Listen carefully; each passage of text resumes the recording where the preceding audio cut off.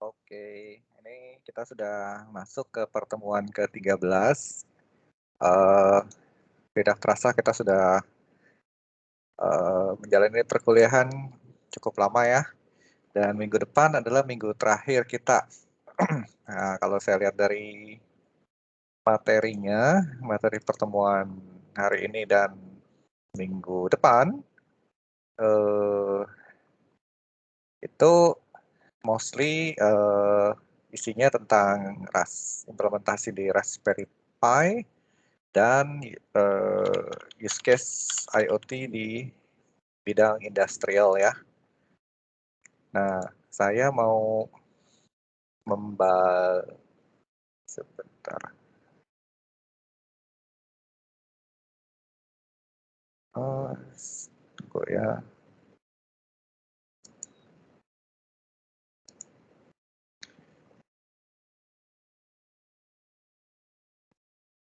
Oke.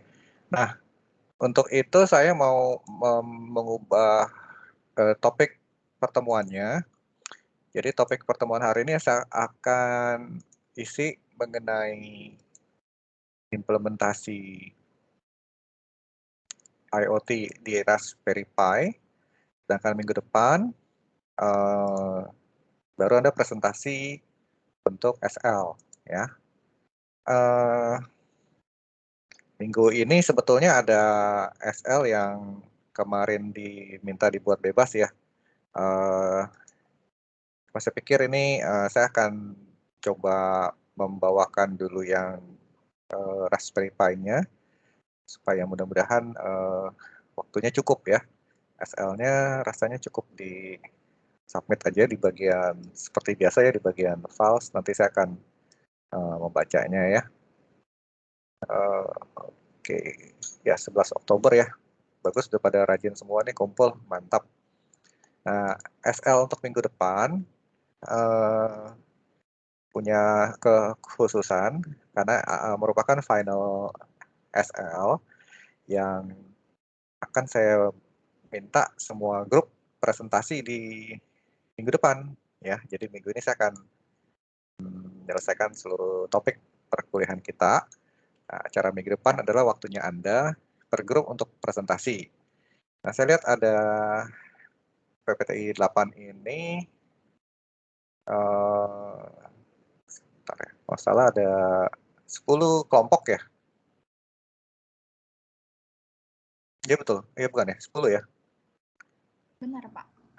Jadi kita punya waktu 90 menit. Nah, satu kelompok kita akan beri kesempatan 7-8 menit untuk mempresentasikan SL-nya untuk minggu depan. Nah, tema SL-nya ada 3 kategori. Kategori pertama, Anda mempresentasikan use case dari IoT. Baik itu mau di bidang industrial, agriculture, banking, consumer, apa aja, bebas. Untuk yang di highlight tentunya kondisi sebelum pakai IoT, kendalanya apa, kemudian kalau sudah pakai IoT, apa keuntungannya, gitu. Ya seperti biasa lah ya, existing problem apa, terus propose solution apa, kemudian kalau bisa ketahuan ada perbaikan efisiensi atau apa, ya lebih bagus lagi.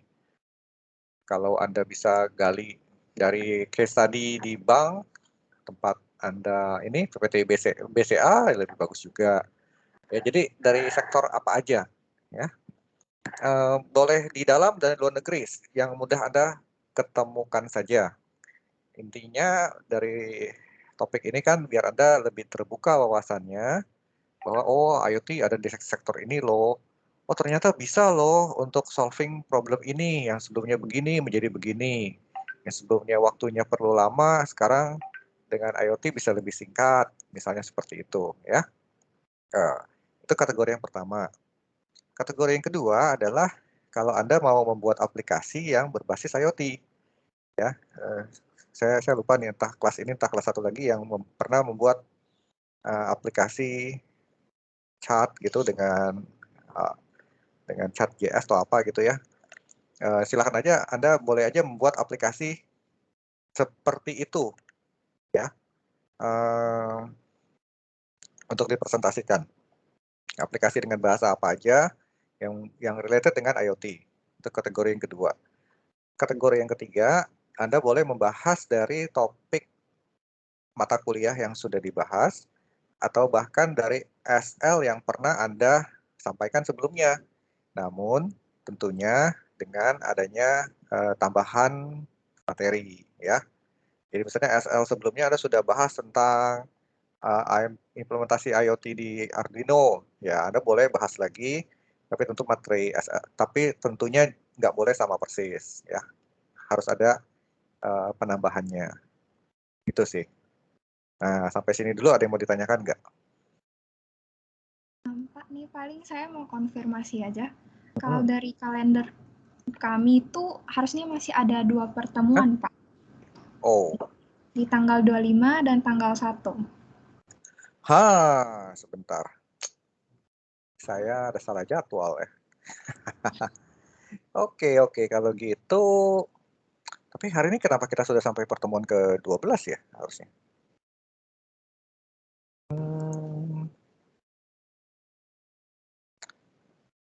Oh, tunggu ya. Kita lihat schedule.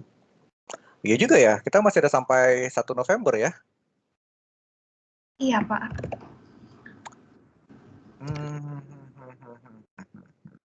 Oh, berarti saya salah info ya. Ke kelas sebelumnya saya ngomong minggu depan terakhir ya. Oke. Thank you nih atas koreksinya nih. Iya, sama-sama, Pak. Sebentar.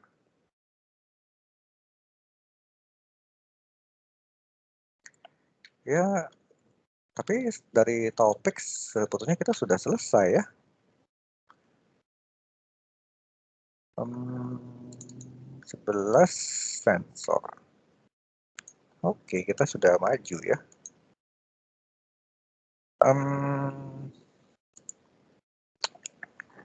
Di tanggal minggu depan itu, di 2 minggu lagi sekitar tanggal 1 November, setelah itu Anda masih ada perkuliahan apa lagi nggak ya? Tanggal 8 ya maksudnya, Pak. Iya, karena ada kemungkinan saya cuti itu di tanggal 1. Tanggal 8 sih jadwal minggu tenang, Pak. Oke. Kalau di antara tanggal 1 dengan antara tanggal ini saya tanggal berapa tuh ya? Minggu pertama November? Kalau dari jadwal kami sih Selasa sampai Jumat itu pasti jadwal internship. Internship ya? Iya. Oke. Berarti kalau saya cuti, KP-nya kemungkinan cuma bisa hari Selasa, Sabtu ya? Mungkin nanti bisa dibahas lagi, Pak, untuk yang tanggal 1. Sebelumnya di perkuliahan sebelumnya pernah ada KP di hari Sabtu nggak sih? Nggak pernah sih. Nggak pernah ya? Iya.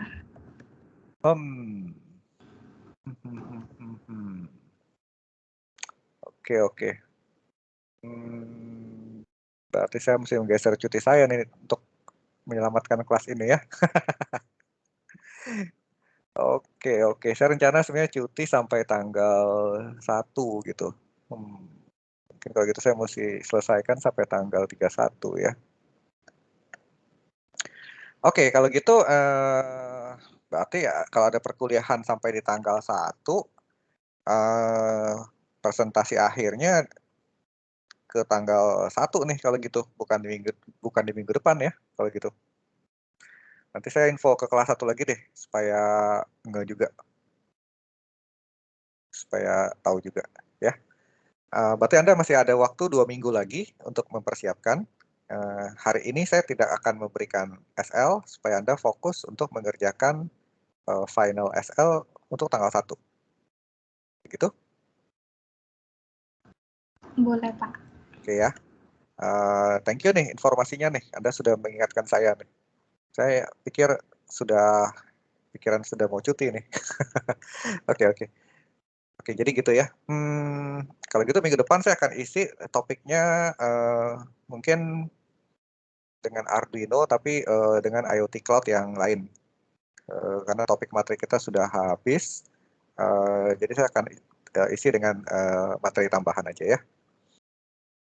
Untuk topik yang final SL di tanggal 1, apakah ada yang mau ditanyakan? Mau nanya Pak, itu yang topik tadi untuk yang kategori 3, kalau misalkan kita kayak presentasi dari yang AWS Academy Cloud tuh masuk nggak Pak? Oh boleh juga. Kasih Pak. Oh ya, yang AWS Cloud-nya bagaimana?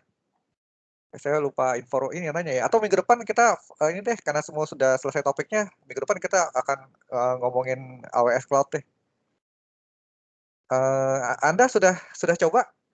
Sudah bisa sampai apa? Udah coba akses gitu? Baru nonton yang pertama sih Pak. Modul pertama. Oke. Lab-nya pernah dicoba nggak? Belum Mbak.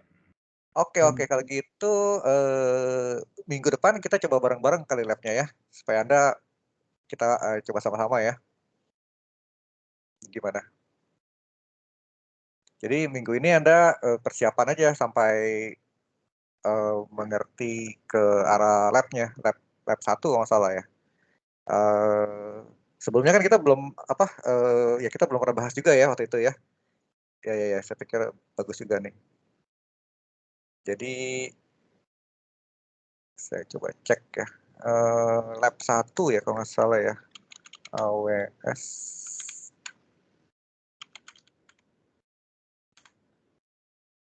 Semua sudah terdaftar kan ya ke akademinya ya, ke cloud-nya ya.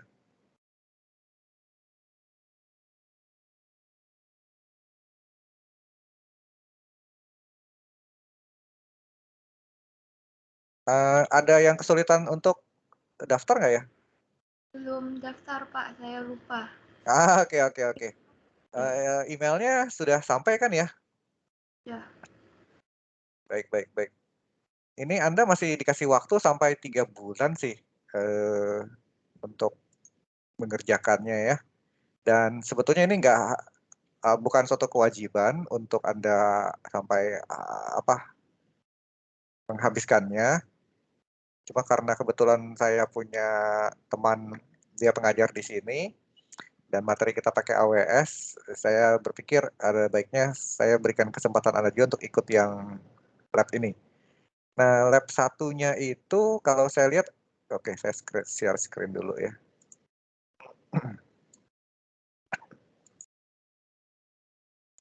Oke, screen saya apakah sudah kelihatan?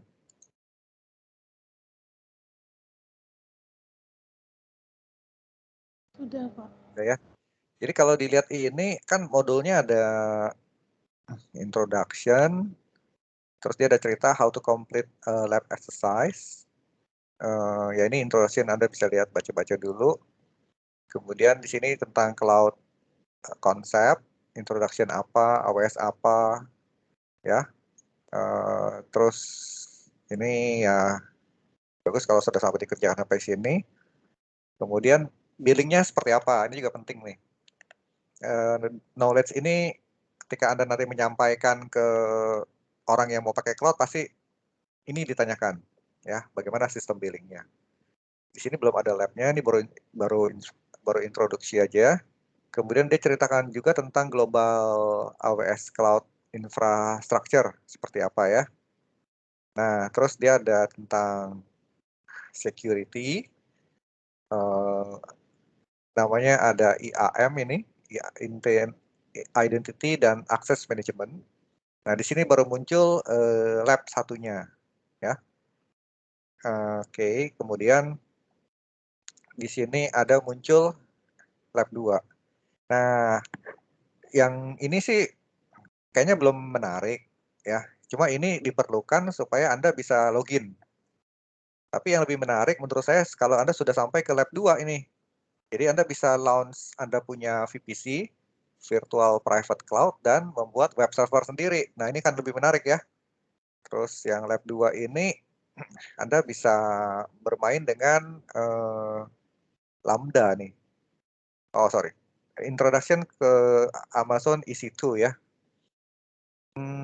Lab 3 EBS. Ya, saya pikir kalau ngelihat ini, rasanya saya akan coba mentargetkan minggu depan itu kita sudah sampai ke lab 3 ya. Nah, jadi minggu ini silahkan Anda prepare supaya minggu depan Anda bisa nyambung dan ikut ini. Atau kalau misalnya Anda nggak keburu baca juga nggak apa-apa. Toh nanti rekamannya di record dan ketika Anda mau sudah belajar sampai ke sini dan ke sini, Anda bisa melihat rekaman saya lagi, gitu ya.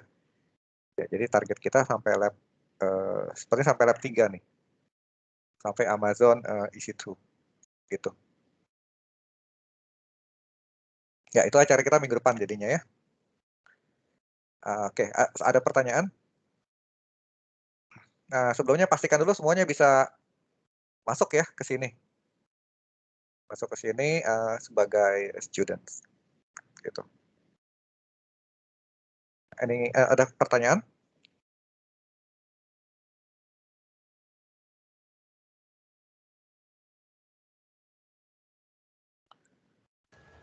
Kemarin sih waktu itu saya sempat buka Pak.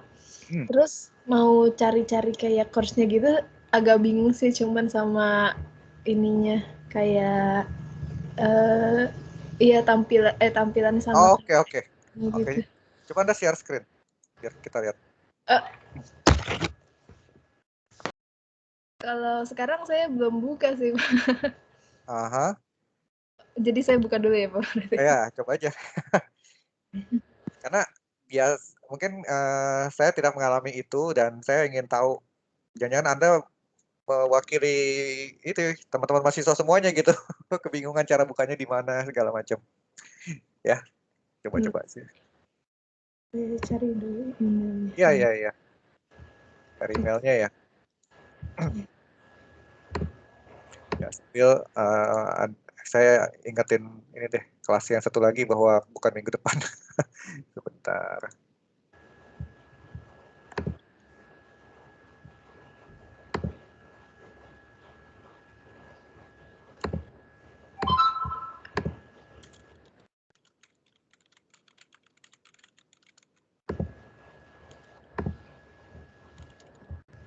Udah Pak. Oke. Nah, Anda sudah masuk ke sini, coba silahkan lihat modulsnya. Modul. Oh. Nah, itu yang tadi, yang sama seperti yang saya tayangkan. Oh, ini kalau ini tuh buat survei ini. Coba terus lagi ke bawah. Scroll. Nah, terus. Oke, coba lihat yang ke bawah yang ada lab 1 deh. Itu lab 2. Coba scroll ke atas lagi, lab 1. Kamu klik, bisa nggak?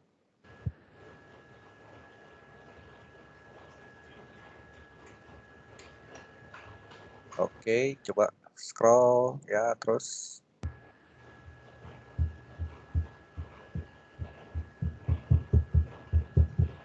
Oke. Ya, agree.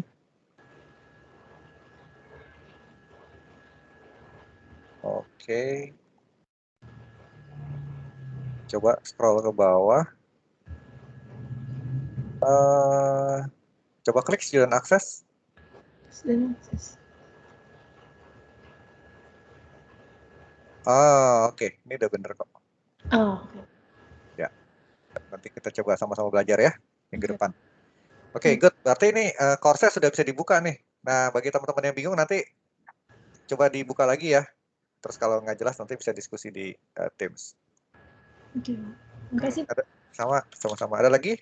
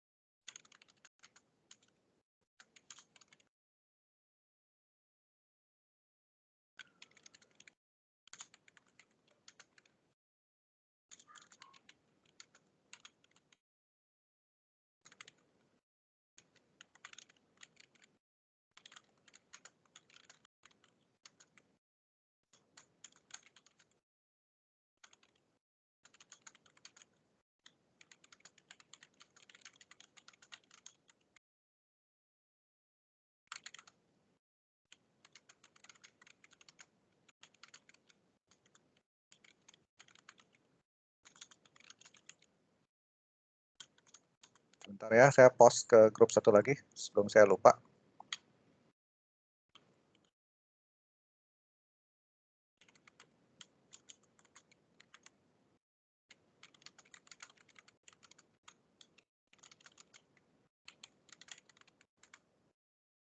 Baik, kalau nggak ada pertanyaan, kita mulai perkuliahan saat ini. Saya akan mulai share screen.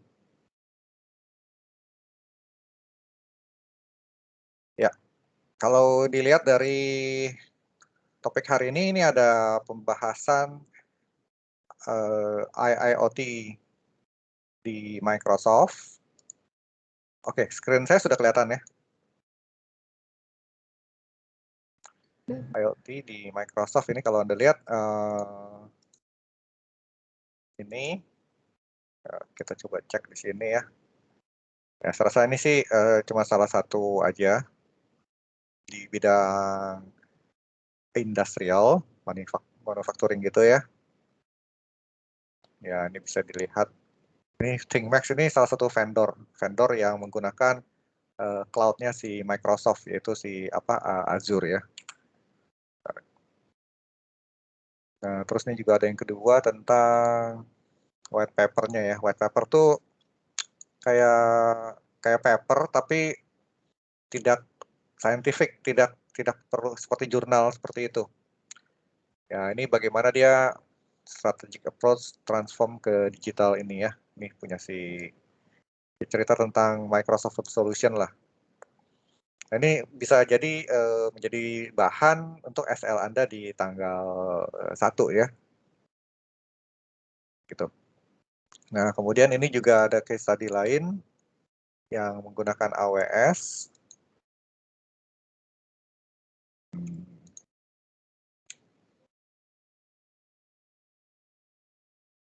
Ini IoT di AWS. Ya, ini masih prediksi-prediksi ya. Opportunity dan seterusnya. Terus ini juga menarik, mungkin yang lebih mudah dibaca adalah integrated use case. Ini bisa memberikan bayangan, oh komponennya yang dipergunakan apa aja sih dari segitu banyak komponen itu.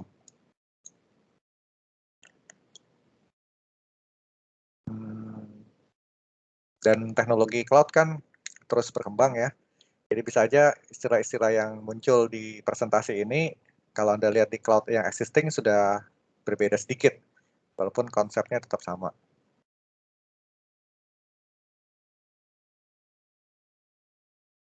Nah, ini nggak apa-apa ya.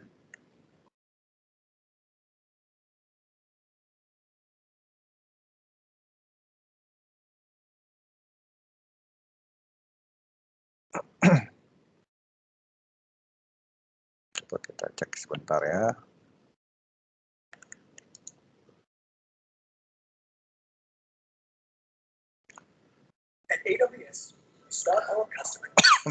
Ya, ini juga ada ya presentasinya. Ya, ini saya rasa di channel ini banyak sekali lah tentang IoT macam-macam ya. Ini Anda bisa pilih dulu topiknya, baru lihat di sini. Kalau Anda ngelihat ke sini semua, Anda bisa tenggelam di hutan ya. Karena ini isinya banyak, jadi Anda akan tersesat. Jadi cara milihnya, pilih dulu Anda mau kemana, baru lihat di sini gitu. Kalau mau ide, bisa masuk ke sini, Innovator Series. Ini bisa memberikan Anda inspirasi gitu, use case ada di mana aja. Ya, ini juga bagus ya, big idea. Ini mah announcement biasa aja. Ini sudah fokus ya. Ya, ini juga idea. Ini produk services, nih ya arsitektur kayak begini. Ya, ini banyak lah ya.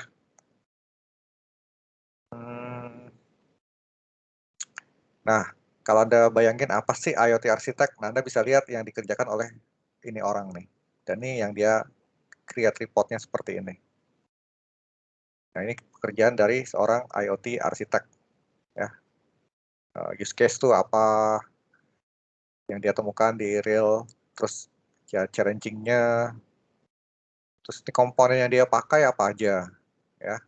Bagian ini pakai apa, di bagian ini pakai apa, ini pakai apa, dan seterusnya. Kalau Anda lihat sini ada banyak services, nah yang menghubungkan satu sama yang lain, nanti ada communication protokolnya. Ya, silahkan juga kalau Anda mau ambil ini menjadi bahan SL, oke-oke aja. Gitu. Ya, oke. Ini brief tentang IIoT dan ya bisa jadi bahan SL di tanggal 1 ya. Baik, untuk yang hari ini saya akan fokus membahas implementasi IoT di Raspberry Pi 3 ya. Oke. Apakah sudah ada yang pernah bermain di sini?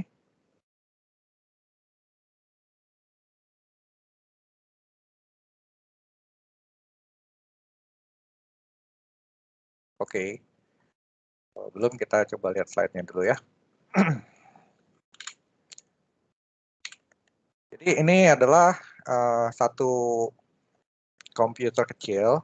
Raspberry Pi itu bisa dikatakan single board computer. Istilah singkatan umumnya adalah SBC ya, single board computer. Karena dia memang komputer, tapi ukurannya dalam satu board kecil.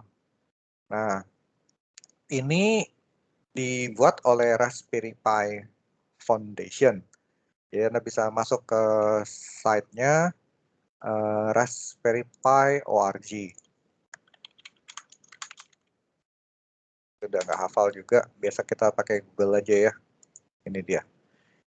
Ini awalnya, kalau lihat dari historinya, ini sebetulnya foundation yang berbasis untuk charity. Dia mau bikin satu komputer yang murah harganya dan dapat dipakai oleh banyak orang karena murahnya untuk mempelajari teknologi komputer. Nah, ini awal mulanya dia membuat Raspberry Pi. Ya, jadi sampai saat ini dia begitu terkenal karena kehebatannya adalah ini ya. 3 hal ini, low cost, high performance, dan tipenya free software. Jadi orang senang pakai ini. Namun setahu saya, jarang ada orang pakai ini sebagai komponen di dalam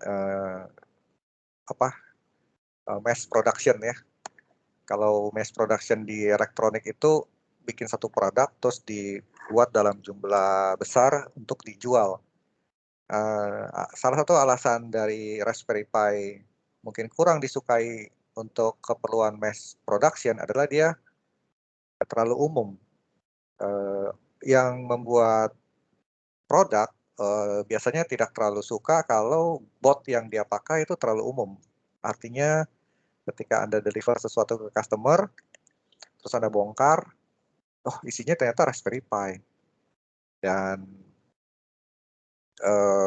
dengan demikian, kalau software yang dipasang di Raspberry Pi itu sebetulnya juga tidak ada copy protection. Karena Raspberry Pi itu tidak punya suatu hard drive.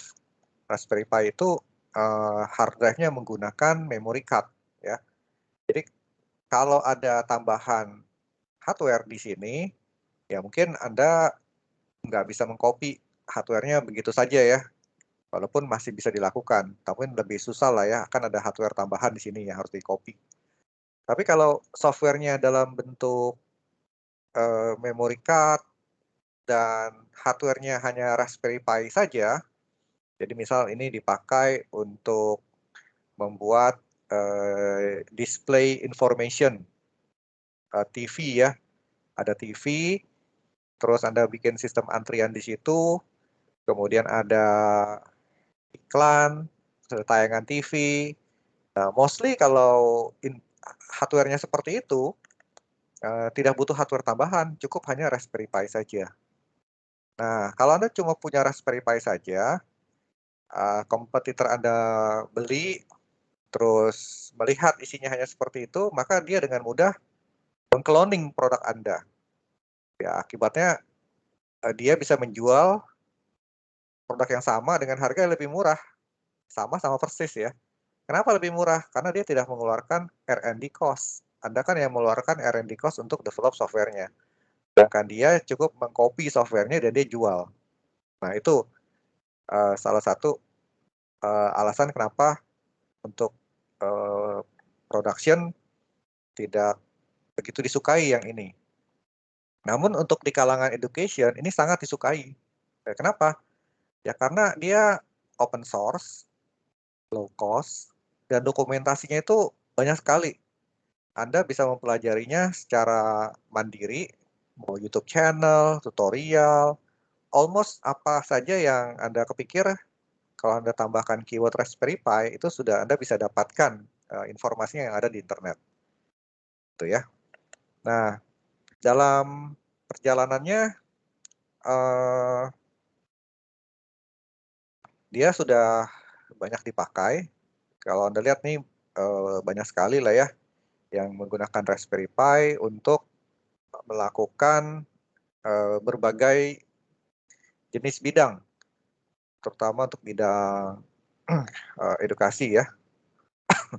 Edukasi, kemudian hobbies, untuk games, dan banyak hal lah. Untuk implementasi di IoT juga cukup banyak ya, Raspberry Pi ini. Karena ini sebagai platform edukasi yang baik. Setelah Anda bisa implementasi di atas Raspberry Pi ini, sebetulnya Anda akan mudah untuk implementasi di platform embedded Linux yang lain, yang single board komputer yang lain. Karena secara konsep dasar Anda sudah bisa di sini, kemudian Anda tinggal membawa apa yang Anda sudah bisa dapatkan itu, knowledge-nya, untuk ganti ke platform yang berbeda. Nah, itu idenya. Jadi ini dipakai untuk mencoba dulu, untuk misalnya kalau kita bikin produk itu, fase pertama itu namanya proof of concept ya. Jadi ada konsep, terus kita buat demo device-nya. Nah, untuk bikin demo device ini nggak perlu pakai bot yang terlalu spesifik. Karena untuk membuat bot spesifik itu kan butuh waktu, butuh biaya, butuh R&D. Kelamaan. Karena yang namanya proof of concept belum tentu di-approve.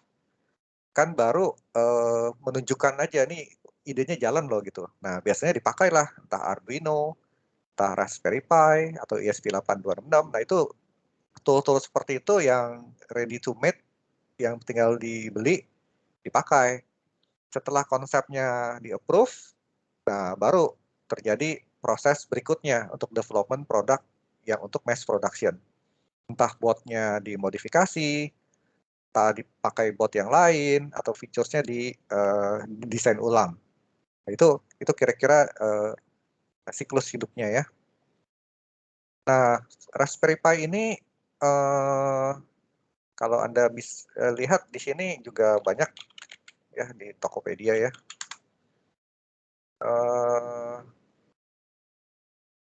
Bisa cari di sini Raspberry Pi. Ya, sekarang sudah ada versi 4 dengan RAM besar 8 GB ya.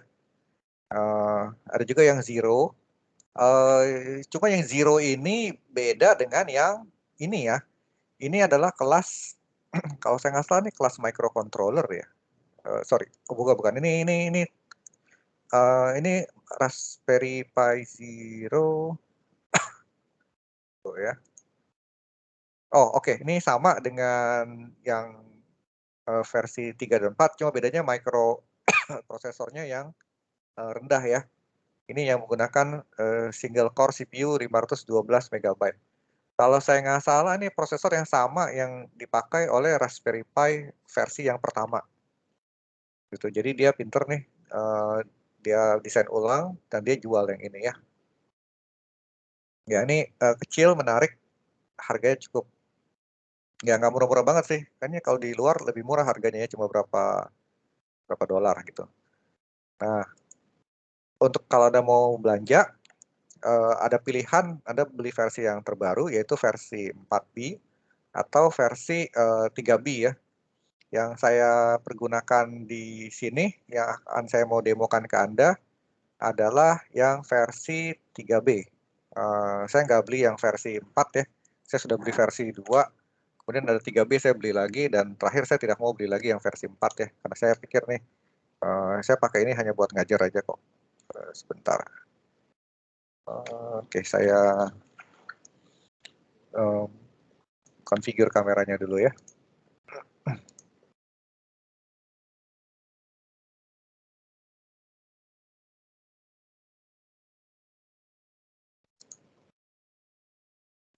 Baik, mungkin Anda bisa lihat saya punya kamera ya. Ini, oh terbalik ya.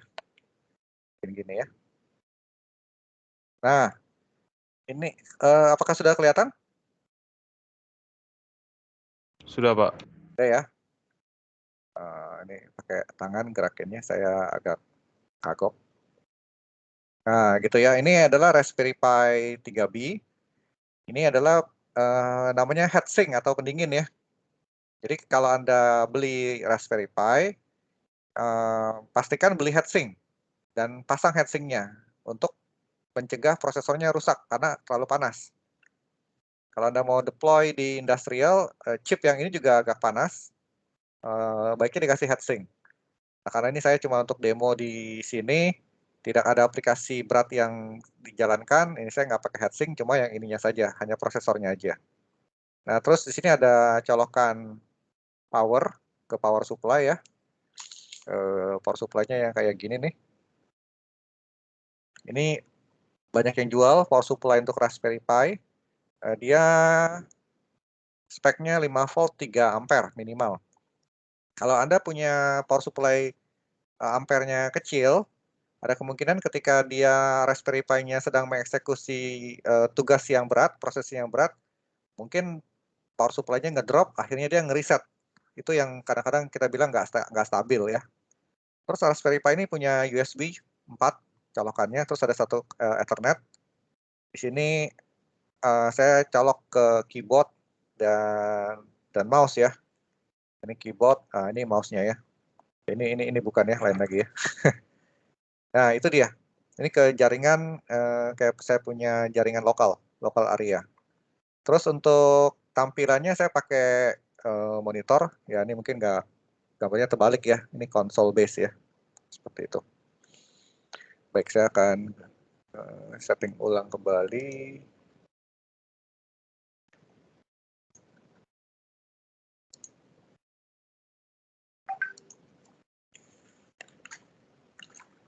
Yaitu Raspberry Pi yang akan saya pergunakan untuk demo hari ini ya.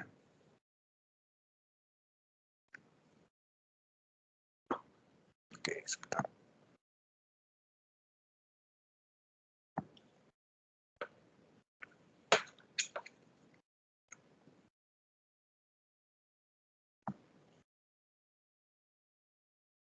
Baik, saya lanjutkan dengan share screen.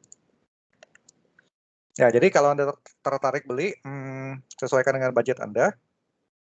Ini kayaknya cukup mahal ya. Anda bisa beli yang komplit atau beli yang ini, model 3B. Terus Anda beli tambahan heatsink, pendingin. Terus Anda beli power supply ya, seperti ini. Kalau perlu monitor, Anda beli kabel HDMI. Kemudian untuk hard disknya Anda pakai memory card ya. Mungkin bisa pakai yang, saya rasa sekarang 8 GB sudah nggak jarang dijual. Anda kalau beli memory card juga mungkin besarnya bisa mungkin udah 32 GB atau 16 GB lah ya. Pakai memory card yang kualitasnya agak baik supaya kecepatan speed untuk operation dari Raspberry Pi-nya baik. Karena kalau memory card yang Anda pakai itu kualitasnya jelek atau transfer rate-nya kecil, secara overall akan mempengaruhi performance dari Raspberry Pi. Ini sama prinsipnya dengan Anda punya komputer yang satu, misalnya prosesornya sudah tinggi speed-nya, sudah yang paling baru, tapi pakai hard disk. Di-compare dengan prosesor yang lain, yang speknya lebih rendah, memori lebih rendah, tapi menggunakan SSD. Nah, kalau Anda running program, itu Anda akan merasakan lebih cepat yang menggunakan SSD, walaupun prosesornya lebih lambat. Gitu. Kenapa? Karena akses I/O akan jauh lebih cepat SSD dibanding dari hard disk ya. Kalau di Raspberry Pi, karena hard disknya adalah memory card ini, berarti ultimate performance akan ditentukan dari kecepatan si SD card-nya. Kalau Anda mau beli yang Raspberry Pi 4, saya rasa nih ada banyak pilihan ya. Yang bagus, ya kayaknya cukup mahal ya, harganya masih 1 jutaan ke atas ya rata-rata ya. Nah, kalau Anda sudah mau membeli Raspberry Pi 4 ini, saran saya beli pendingin yang bagus. Raspberry Pi 4 ini dia punya prosesornya ini butuh power yang besar, sehingga mengenerate panas yang cukup signifikan. Maka dari itu heatsink yang kecil-kecil seperti ini kurang baik. Sebaiknya beli heatsink yang seperti ini ya. Bahkan ada yang pakai fan, sehingga proses pendinginannya akan lebih baik. Ya tentunya juga beli power supply yang sesuai dengan kebutuhan ya.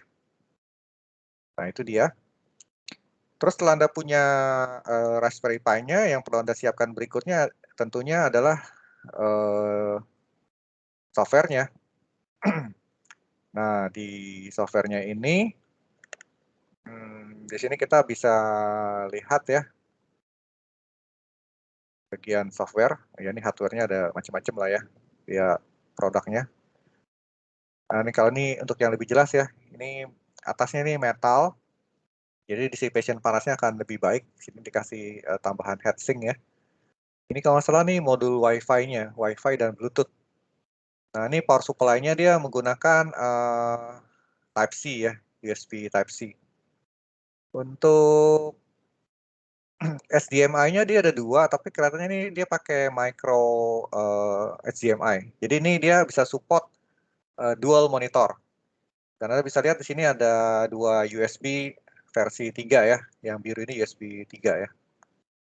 Terus ada juga versi yang ini nih, Raspberry Pi, tapi dibentuk jadi satu dengan keyboard.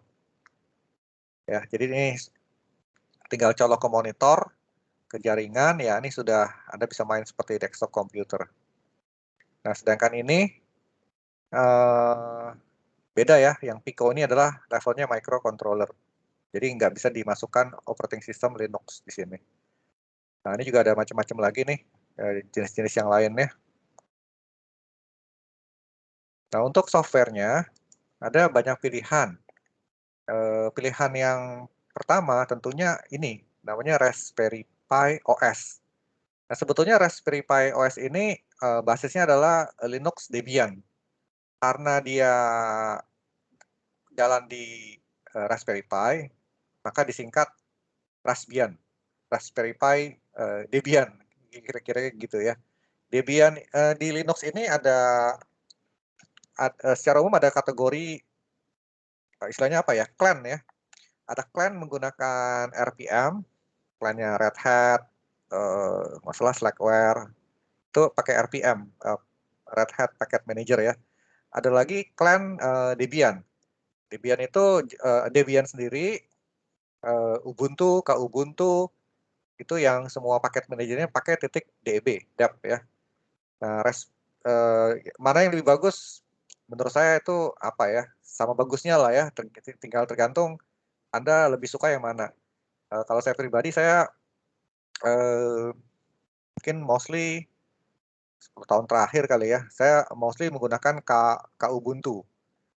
Kubuntu juga basisnya sebenarnya Debian, dan di server Ubuntu termasuk operating system yang famous juga ya, selain Fedora gitu.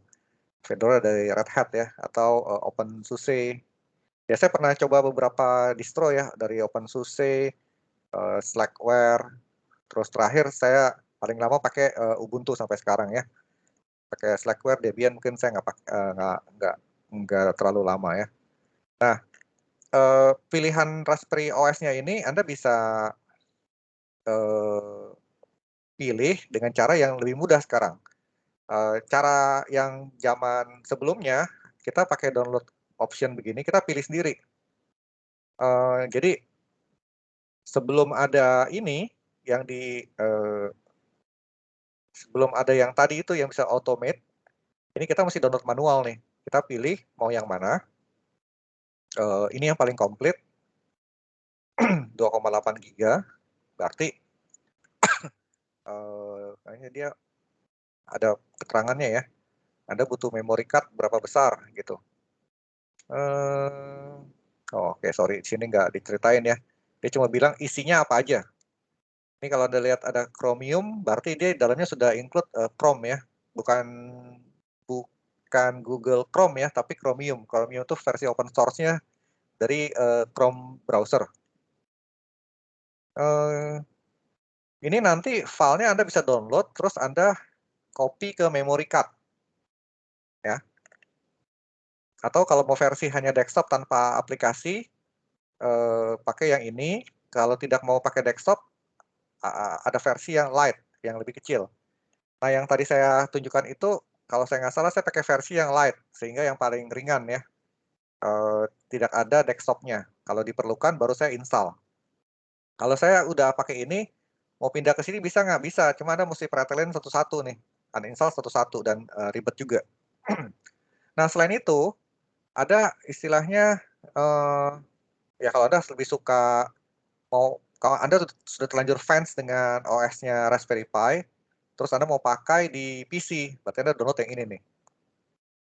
Nah, kalau Anda punya Raspberry Pi, tapi Anda mau pakai OS yang lain, misalnya untuk hal yang khusus, Anda mau bikin dia sebagai media center, Anda bisa download ini, library elec ya. Ini Anda bisa ngerubah Anda punya bot Raspberry Pi itu benar-benar menjadi media center. Mungkin Anda pernah lihat ini ya, media center itu bayangannya kayak gini ya.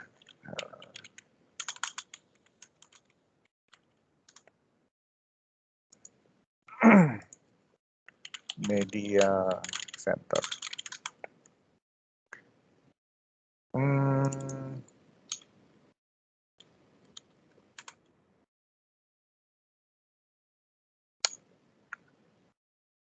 Oke.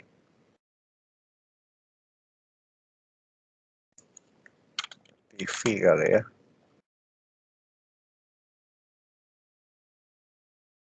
Ya, kayak dia device-nya mungkin kayak gini ya. Oh, ini malah ada yang sudah buat ya. Nah, ini contoh yang jelas lah. Oke, jadi dia kalau tadi lihat harga Raspberry Pi 1,5 jutaan kali ya gitu ya. Dia sudah, ya dia jual segini sebenarnya nggak terlalu untung banyak juga ya.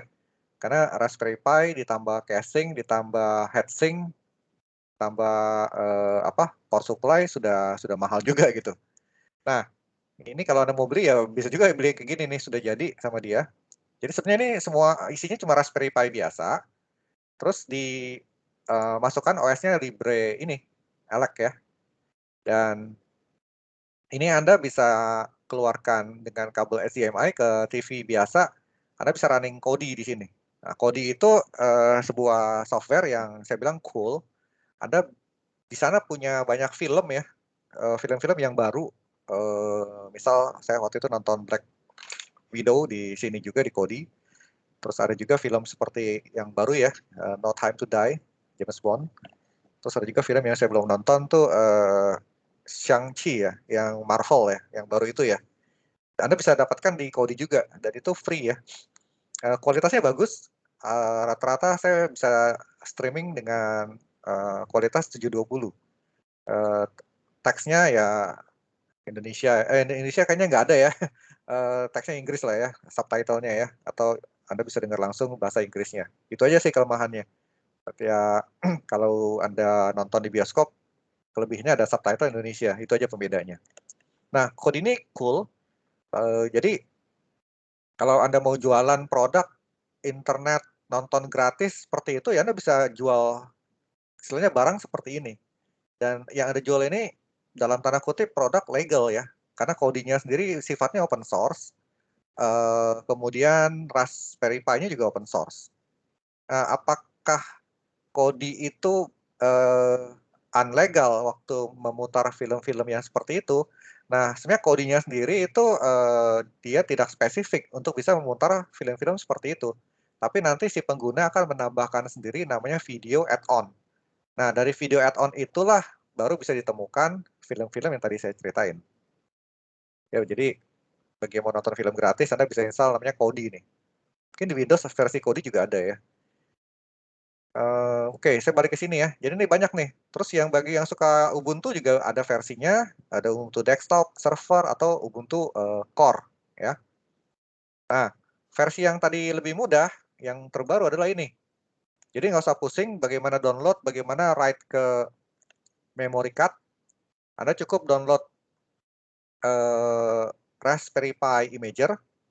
Nah, kalau saya download, saya jalankan, ini programnya seperti ini ya. Jadi nanti saya masukkan memory card di komputer saya, terus saya pilih operating systemnya. Kalau mau pilih yang tadi, Kodi, bisa pakai ini, media player. Atau mau ini, retro game, OS, Anda bisa pakai yang ini ya. Game-game yang versi jadul Anda bisa running di sini juga.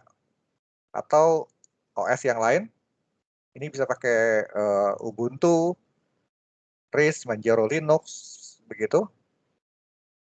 Atau mau pakai ini, yang light. Nah, kalau Anda mau pilih yang ini, yang umum, terus Anda pilih storage-nya ya. Di sini, bentar ya, kalau saya iniin, udah. Nah, ya kalau di Windows dia akan auto detect nih. Ini jangan diformat ya, karena formatnya Linux berbeda dengan Windows. Windows tidak mengenal formatnya Linux. Jadi kalau yang tadi itu saya sudah isi, saya sudah write dengan ini, Raspberry Pi yang tadi ya. Nanti kalau dibuka di Windows, ada format berarti hilang. Gitu. Nah setelah itu, setelah Anda selesai ditulis, nanti tinggal memory card-nya Anda pasang di Raspberry Pi device-nya dan proses instalasi sudah berjalan. Oh ya, jangan lupa Anda colok keyboard, colok mouse, dan colok monitor di Raspberry Pi-nya sehingga bisa melihat tampilan-tampilannya. Nah itu prosedur dari instalasi Raspberry Pi. Dan kalau Anda mau lihat YouTube-nya juga serasa cukup banyak ya. YouTube misalnya Raspberry Pi installation. Ini rasanya sudah cukup banyak lah YouTube-nya lah. Anda bisa lihat lah. Nah ini kan banyak yang ngomong seperti ini. Nah kemudian berikutnya adalah OS yang dipasang bahkan bisa Windows 10 IoT Core. Ya walaupun saya jarang sekali pakai Windows di ini ya, IoT Core ini. Tapi Anda bisa download nih.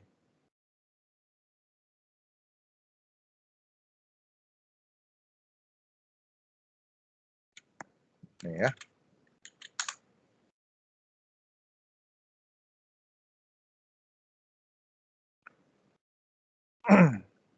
Ya, di sini ada banyak lah ide-idenya. Raspberry Pi, Windows 10 gitu. Jadi Anda bisa membuat aplikasi dari Windows, terus deploy di Raspberry Pi. Nah, tapi tentunya gini ya, Anda deploy Raspberry aplikasi di Windows-nya, tentunya ketika Anda compile ke Windows, itu kan hasil executable-nya untuk komputer jenis prosesor x86. sedangkan Raspberry Pi itu ARM. Nah, jadi executable-nya tidak bisa di-copy begitu saja. Sepertinya Anda harus punya development tools yang berbeda ya. Kalau nggak salah namanya Unified Windows Platform, kalau nggak salah. Unified Windows Platform. Kalau nggak salah seperti ini ya. Anda mesti punya seperti ini, pakai Visual Studio, sehingga Anda nanti bisa develop aplikasi yang Anda kirim ke Windows Store. Nah, nanti di Raspberry Pi-nya juga bisa diambil ya aplikasinya. Tapi saya nggak tahu nih apakah ini dead atau enggak ya. Saya nggak update tentang yang Windows begini. Oke, saya sekarang lanjut ke sini. Nah, untuk menjalankan Amazon IoT, ini konsepnya sama persis ketika kita menjalankan AWS IoT di Windows. Kalau Anda ingat, di beberapa minggu yang lalu, saya pernah memberikan Anda self-learning mengenai mencoba connect dari AWS IoT yang menggunakan Node.js. Yang ada skripnya, terus kita coba sama-sama, terus Anda rubah menjadi klien 1, start 1, start 2, seperti itu ya. Mungkin kalau saya remind tentang ini ya. Yang ini, waktu itu kita sempat coba ya. Oh, ini PPTI 8 ya. Nah, yang kayak gini-gini. Ketika ini diklik, maka dia akan download ini kan, Node Modules-nya. Terus menjalankan examples-nya. Nah, cara seperti ini juga sama seperti yang dipakai untuk membuat koneksi di Raspberry Pi. Jadi kalau dilihat di AWS-nya, oke, ini saya iniin ya. Jadi ketika Anda get started ini, Anda pakai connect, ini ya. Nah, ini Anda tinggal pilih OS-nya, platformnya adalah Linux. Kemudian ininya bisa pakai Node.js. Nah, ketika Anda next, ini kasih nama, misalnya tes AWS Raspi. Ya, tinggal di-download ininya. Kita download di sini. Misalnya kita taruh di sini ya, di Linux. Ini sebelumnya saya sudah ada, jadi saya ganti nama deh ya. Ganti yang ke 8 ya, untuk PPTI 8 maksudnya. Nah, setelah itu, di Raspberry Pi-nya, oke, saya exit dulu deh. Di Raspberry Pi saya, itu kalau sudah diinstal, maka saya mesti tahu IP-nya berapa. Ya. Nah, IP-nya berapa itu, terus saya harus mengcopy yang PPTI device paket 8 ini ke saya punya Raspberry Pi. Nah, cara kopinya bagaimana? Kita pakai software namanya WinSCP. Ya. Ini Anda bisa download di sini softwarenya WinSCP. Nah, kalau sudah download, tampilannya seperti ini. Oke, mungkin saya mulai dari awal ya. Jadi saya jalankan WinSCP-nya. Nah, dia muncul nih mau connect kemana. Ya, ini di sini saya sudah buatin Raspi 3B yang perlu saya masukin protokolnya SFTP, Secure FTP. Kemudian ini adalah IP address dari Raspberry Pi-nya. Ya, username-nya bisa aja dimasukkan, bisa aja enggak ya. Kalau saya masukin misalnya ini Pi, username-nya, password-nya biasanya Raspberry. Terus misalnya saya save ya. Oke. Nah, terus saya coba login. Ya, passwordnya masukin lagi ya. Nah, ini dia. Ini adalah folder yang ada di Raspberry Pi. Jadi kalau di Linux tuh ada home Pi ya. Kalau saya mau balik ke ini, ya ini dia. Nah, misalnya saya mau bikin folder baru nih untuk menampung ini. Katakanlah saya buat folder baru, saya bilang PPTI 8. Terus saya masuk ke sini. Nah, ini saya kirim ke sini ya. Sebetulnya kalau Windows ya install aplikasinya semudah ini ya, klik and drag. Tapi kalau di Linux biasanya sih pakai command line. Keuntungannya tidak perlu install karena biasanya normalnya sudah ada jadi satu. Oke, setelah itu bagaimana kita menjalankan program selanjutnya? Nah, kita mesti berganti tools. Yaitu kita harus akses ke Raspberry Pi-nya. Nah, caranya adalah kita menggunakan sebuah protokol namanya SSH. Kita menggunakan software namanya PuTTY. Ini SSH client untuk Windows ya. Ada di sini saya sudah punya PuTTY-nya. Sama ini saya punya profile. Ininya 30 ya. Terus saya connect. Oke, saya coba gedein font-nya ya.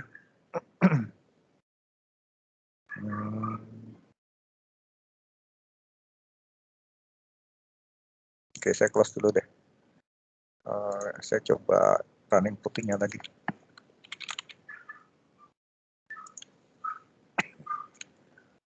Oke, ini Raspberry 3. Kemudian Period sekali ya.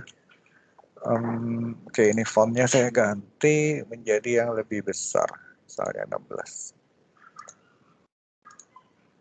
Oke, ini udah kelihatan ya. Loginnya Pi. Oh, sorry, kayaknya salah nih. Default passwordnya biasanya Raspberry. Oke, ini dia. Kalau saya ls, ini sama dengan yang ini isinya, foldernya ya. Tadi kita ke PPTI 8 ya. Berarti kita cd PPTI 8. Terus ini, kayaknya saya salah nggak ya? Yang saya kirim. Harusnya ini ya. Berarti ini saya delete deh. Yang saya kirim ini ya, PPTI 8. Oke, coba kita lihat di sini. Kemudian kita unzip. Nah, kemudian kalau lihat di AWS-nya, dia ada kasih tahu nih caranya.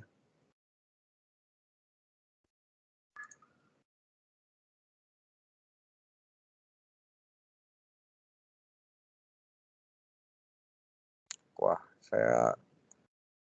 saya ke close ya, sorry ya. Iya, kayaknya saya ke close tadi AWS-nya.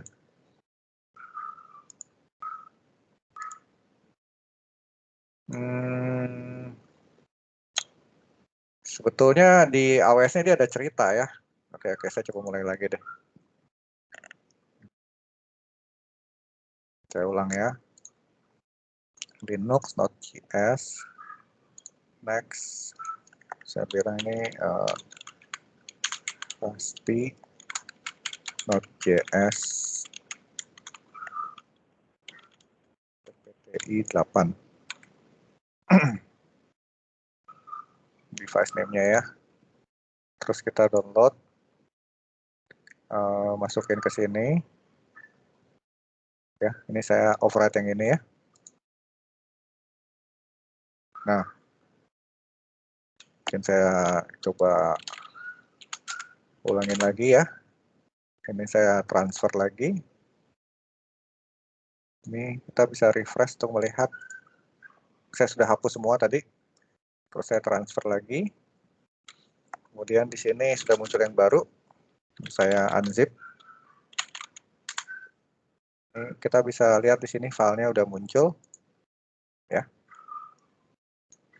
Nah, kalau Anda lihat di sini, ketika Anda next step, dia sudah kasih tahu kita nih. Jadi unzip ini artinya tentunya kita transfer dulu filenya ke Raspberry Pi, terus kita unzip ya. Kemudian start.sh-nya, kalau Anda lihat ini flag-nya belum ada X ya, artinya ini nggak bisa di-execute. Maka perlu di chmod dulu, change mode. Chmod plus X, filenya ini. Nah, setelah itu baru Anda lihat nih warnanya jadi hijau, karena ini sudah ada flag executable-nya. Kemudian langkah berikutnya tinggal dijalanin ini, start sh. Nah, kita tungguin aja. Kalau udah selesai ini, terus kita ketik done. Sorry. Tadi harusnya tanpa done ya. Coba bisa di sini lagi nggak ya?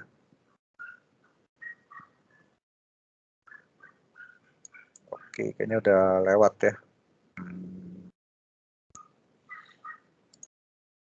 Oke, ini kayaknya saya mesti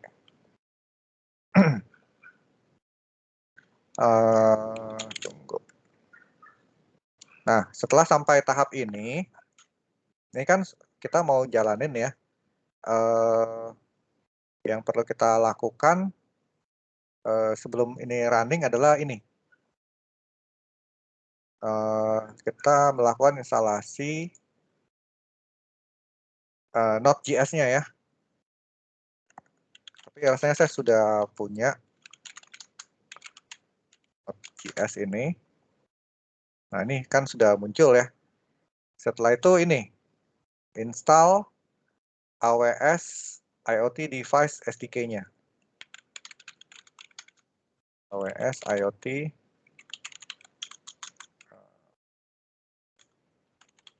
Device SDK ya.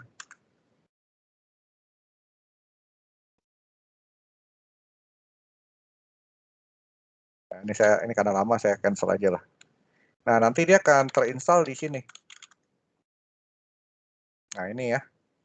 Terus ya tadi sebaiknya file yang tadi kita buat itu jadi satu di sini nih. Jadi satu sama folder ini. Jadi kalau tadi kan kalau kita lihat dari scriptnya, ini kan dia kalau lihat nih menjalankan ini Node modules bla bla bla bla ini kan. AWS IoT ini yang hasil instalasi dari yang ininya gitu.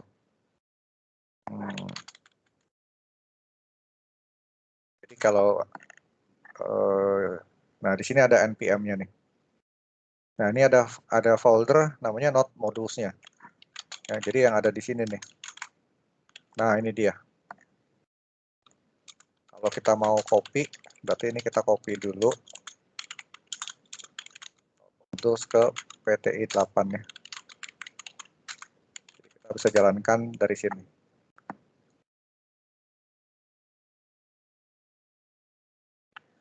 Oke, ini kita coba pakai tes.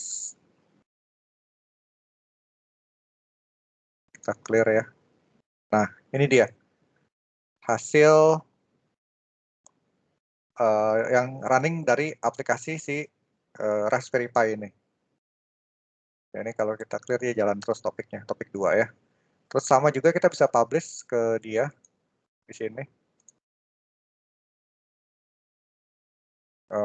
Mungkin topik 1 kali ya publishnya ya.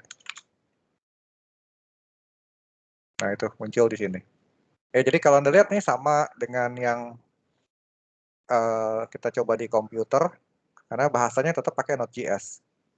Nah, coba Anda perhatikan betapa miripnya deployment AWS IoT di PC dengan di Raspberry Pi. Jauh berbeda dengan implementasi AWS IoT di ESP8266, ya kan? Karena Raspberry Pi itu memang sifatnya adalah single board computer. Apalagi jika Anda menggunakan bahasa yang mirip, sama-sama Node.js. Jadi mostly tidak banyak perubahan. Malah programnya pun rasanya mirip-mirip gitu. Terus kalau Anda mau coba versi Python-nya juga ada ya. Nah, kita bisa lihat di sini. Misalnya ini Anda bisa pilih yang versi Python-nya. Ya nanti juga sama nih, Anda kasih namanya apa, terus download ya. Nah, di sini saya sudah ada contoh nih. Ini yang Python. Terus di sini saya udah sempat cobain yang Python. Ya, jadi kalau saya jalankan, nah seperti ini juga.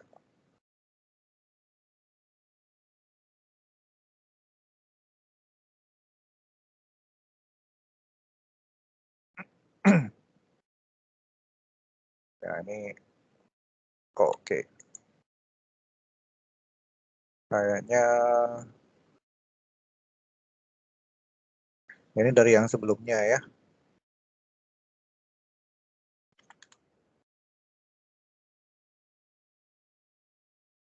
Ini saya subscribe publish ke topik 1 misalnya ya.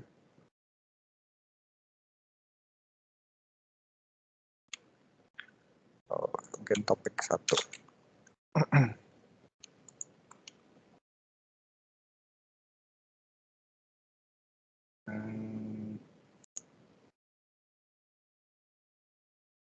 Oh, sorry, ini ke sini ya. Mungkin ininya topik. Coba saya ganti.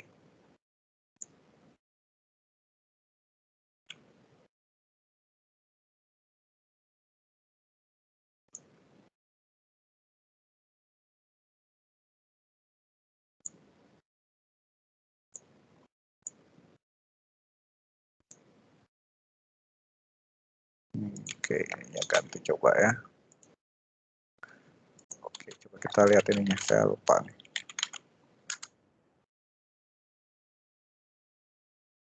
Ini yang akan dijalankan. Ini ya, basic PubSub nih. Nah, kita coba lihat ini.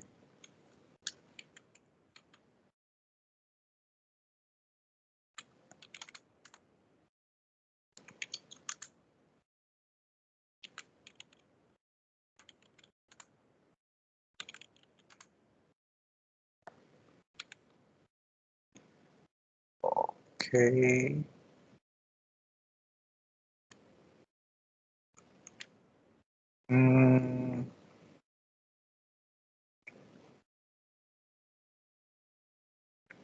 Topiknya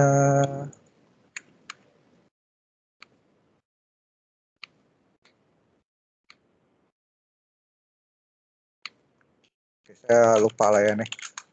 Tadi ini sempat jalan, tapi kayaknya sekarang nggak tahu kenapa ya. Coba mungkin kita ulang yang baru nih. Mungkin yang baru ya. Kita mulai dari get start. Ini kita pakai yang Python ya. Nah, kita bilang ini AWS dan Raspberry 3B. Oke, kita download. Ini kita kasih nama misalnya 8 ya. Oke, gitu jangan kasih nama 8, kasih nama Python PY8 ya. Terus ini saya copy ke PPTI 8. Ini mungkin saya hapus dulu ya. Oke, ini saya download, hapus juga. Ini saya ganti ya. RM.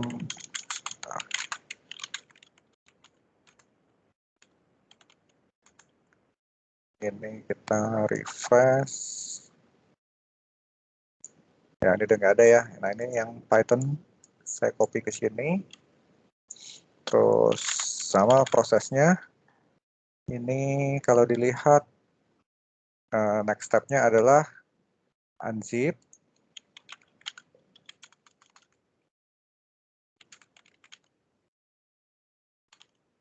Ya, ini. Kemudian di chmod. Jalankan ya.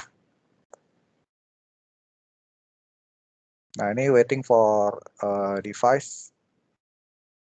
Nanti kalau sudah connect, dia otomatis muncul di sini.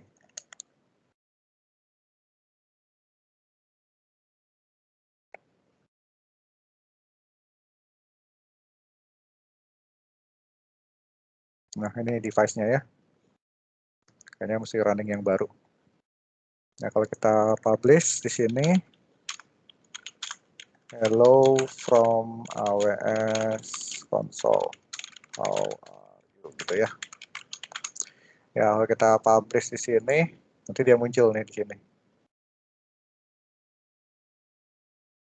Tadi itu cepat ya, udah hilang ya. Ya, ini kalau kita send lagi lah. Nah, itu muncul. Oh, sorry. Hello 1 2 3 bla bla bla gitu ya. Nah, itu muncul tuh. Ini contoh PubSub. Nah, itu ya. Oke. Saya balik lagi ke slide. Nah, ini yang di Node.js sama ya. Terus nih kalau connect ya kita bisa lihat monitornya juga ya. Monitor tuh yang tadi di sini. Ini ya. Nah, ini kita bisa lihat. Oke, saya rasa itu materi hari ini. Anda kalau ada Raspberry Pi-nya bisa dicoba ya. Kalau enggak ya ini Anda bisa coba di komputer juga bisa. Karena sama aja ya, implementasi Python di Pi dengan di PC ya. Selama Anda code-nya pakai Python juga ya akan sama. Code-nya pakai Node.js ya sama juga gitu. Ya, I think it's the beauty of language yang punya implementasi di berbagai platform. Oke, kita absen dulu.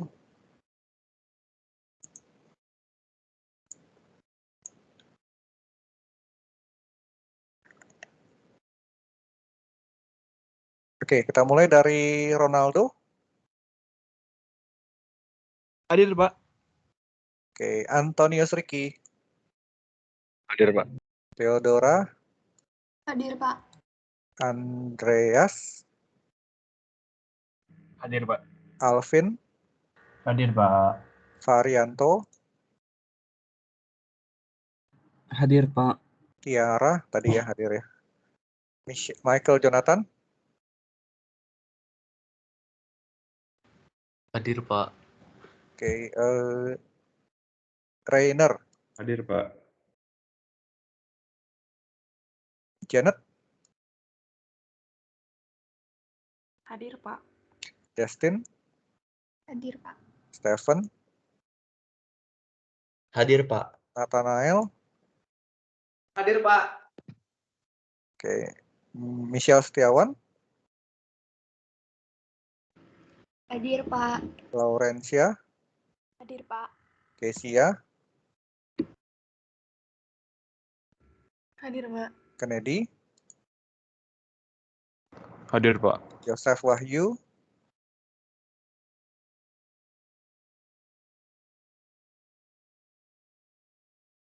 Oke, nanti saya balik lagi. Jovian. Jennifer. Hadir, Pak. Oke. Oh, tadi Joseph ya udah hadir ya? Oh, bukan. Oke, Ferdiana. Hadir, Pak. Oke, Erik Sanjaya. Hadir, Pak. Calvin. Hadir, Pak. Angela Susanto. Hadir, Pak. Agrivian. Hadir, Pak. Will Frando. Hadir, Pak. Rio. Hadir, Pak. Ricardo. Hadir, Pak. Michael Jonathan. Leong Pranata Adi Wijaya. Halo Pak. Hadir Pak. Oke. Anthony Wijaya. Hadir Pak. Oke. Tadi udah datang ya Yosef ya? Halo Yosef. Yosef Wahyu. Mana nih orangnya? Masih tinggal satu nih. Coba kita cek apakah dia hadir orangnya di sini. Yosef Wahyu. Oh, harusnya ada nih Yosef. Halo Pak. Oh, udah ya. Itu tadi mic-nya rusak. Oke, sip. Halo Pak. Iya, Halo. sudah. Rusak Oke, udah. Ya, sudah saya dengar. Oke. Oke, udah hadir semua ya. Tadi mic-nya rusak. Oke. Makasih Pak. Sama-sama. Baik, jadi gitu ya acara kita untuk minggu depan. Kita akan belajar AWS sampai lab 3 lah ya. Kemudian tanggal 1-nya final SL dengan topik yang tadi saya ceritain. Baik, sampai jumpa. Sampai minggu depan. Tetap jaga kesehatan ya. Sehat semuanya. Terima kasih. Terima kasih Pak. Thank you Pak. Terima kasih Pak. Makasih, Pak. Terima kasih Pak. Yuk. Pak.